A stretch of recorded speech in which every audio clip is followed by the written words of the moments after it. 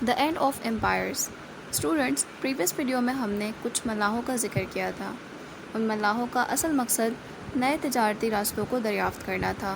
وہ ترکی اور ایران کے لگائے ہوئے پابندیوں کے بغیر انڈیا، چائنا اور دوسرے مشرقی ملکوں کے ساتھ تجارت کرنا چاہتے تھے، جبکہ وہ لوگ اکثر ان راستوں سے گزرنے والے ایسے لوگ جو کہ کمزور ہوتے تھے اور اپنا دفاع نہیں کر سکتے تھے، ان سے لوٹ مار میں مصروف رہتے تھے. امریکہ کی مقامی آبادی سے ان کے مال و دولت کو چھین کر ان کا قتل عام کیا گیا.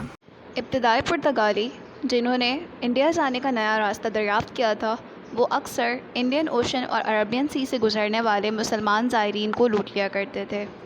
The birth of colonialism. کاروبار اور چوری یہ دونوں بہت ہی مختلف چیزیں ہیں، اور یہ بات ان کنفیوژن کے دنوں میں بھلا دی گئی تھی. پرتگال، اسپین، عظیم برطانیہ، فرانس اور نیدرلینڈ جنہوں نے مشرقی اور افریقی قوموں کے ساتھ بزنس اسٹارٹ کیا تھا، وہ اب کمزور ملکوں میں تبدیل ہو کر مختلف کالونیز کی شکل اختیار کر گئے، جس کے نتیجے میں ایک نیا نظام سلطنت وجود میں آیا جسے کالونیلزم کا نام دیا گیا. The end of umpires.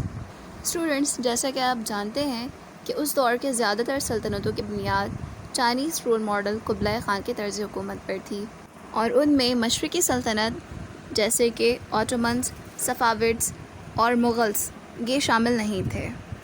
Even Europeans بھی قبلۂ خان کی کہانیوں سے کافی متاثر تھے جو انہوں نے اٹالین سیلر مارکو پولو سے سنی تھی.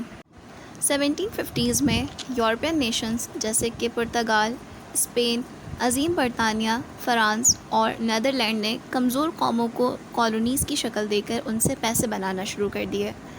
اسے کالونیل پاور کہا جاتا ہے.